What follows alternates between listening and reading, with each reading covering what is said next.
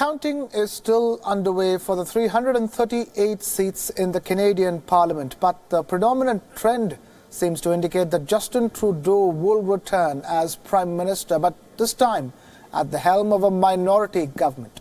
As predicted, Trudeau suffered setbacks in the eastern provinces such as Quebec and Ontario, but continued to hold the edge over Andrew Scheer's Conservatives. The Prime Minister himself won the Papineau seat with more than 50% of the votes. What was being said to be Canada's nastiest election campaign even ended on a bitter note. Prime Minister Trudeau started giving his speech in Montreal at exactly the same time as his rival Andrew Scheer, thereby cutting him off.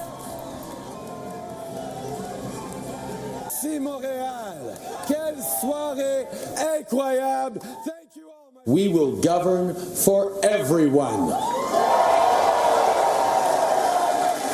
And regardless of how you cast your ballot, ours is a team that will fight for all Canadians. All eyes are now on Jagmeet Singh, who is expected to be the kingmaker. Singh won his seat from Burnaby South by a less than expected margin, and his new Democratic Party has not seen as good an outing as many pundits expected. Current trends place it at the fourth position behind the Liberals, Conservatives and the Bloc Québécois. Canada has the precedent of giving the sitting Prime Minister the first crack at government formation, and with the Liberals emerging as the single largest party, there is unlikely to be any argument against this move. If the New Democrats do align with the Liberals, there are likely to be a few sticking points. Jagmeet Singh has voiced reservations about Trudeau's big budget Trans Mountain pipeline. Singh could use this as a bargaining chip. The other things that Trudeau will be wary about is the ominous track record of minority governments in Canada. On an average, minority governments in Canada do not last for more than 2.5 years.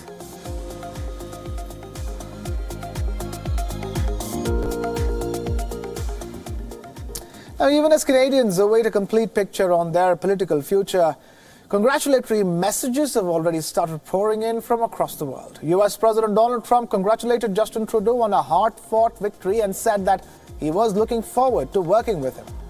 Spain's acting Prime Minister Pedro Sanchez hailed the Canadian people for reposing faith in Trudeau.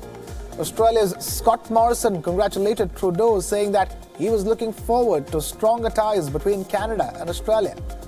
Ireland's Prime Minister Leo Varadkar said that he was pleased to see Canada moving forward, a reference to Trudeau's campaign slogan.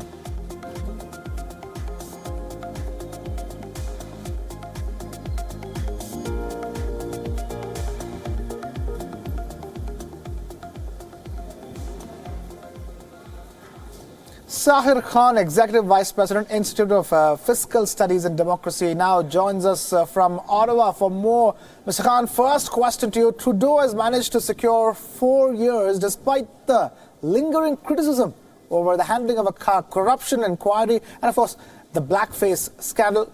Talk to us. What do you read from these results?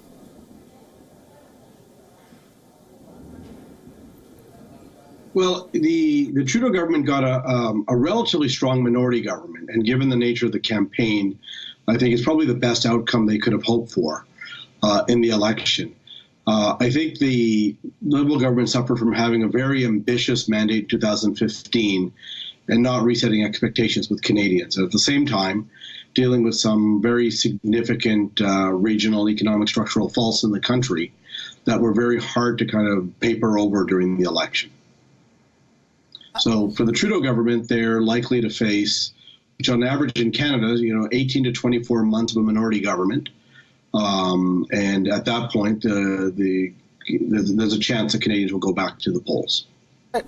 Now it's clear that Trudeau will lead a minority government that will be forced to depend on other parties to govern. We've seen failed instances of this here in India. How stable do you think will the new minority Canadian government be?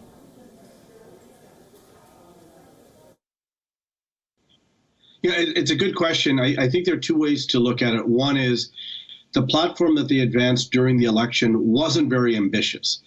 If you look at the measures within it, there's some tax reductions and a number of relatively small measures, all things that they can implement within 18 to 24 months. So you got a sense that they almost built their election platform anticipating a minority government. I think the second issue is when we look at the opposition parties, other than the largest Conservative Party, that has the second largest number of seats, the other parties have very little incentive to go back to the polls. It's our understanding that the New Democratic Party, which has lost a significant number of seats, doesn't have the funds necessary to fight another election quickly. And the Bloc Québécois, a regional party in the province of Quebec, also will find themselves aligning on enough matters probably to support this the government for a while. So right now it doesn't look like the opposition parties, the two smaller opposition parties, I should say three with the Greens having won additional seats, that they have much incentive to go back to the polls quickly, which I think combined with a relatively modest election platform of the Trudeau government should give them enough runway to implement their agenda. All right, and my last question to you. The U.S. president was quick to congratulate Trudeau, but the two leaders haven't really had a warm relationship. Trump has described Trudeau as dishonest in the past. And where do you see at this stage the U.S.-Canada relationship going from here on? Well, as you may know, it's probably the most important bilateral trade relationship in the world. So, but I think beyond the two leaders, Canada and the United States enjoy a closeness of family members and neighbors, and I think that those relationships tend to transcend its leaders.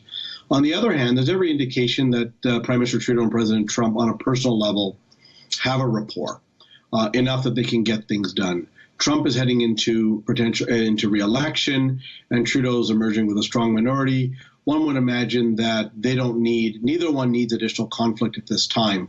And I would imagine that the real challenge of getting the free trade agreement passed is going to be through Congress and the politics of the upcoming U.S. election, rather than any personal enmity between the two leaders themselves.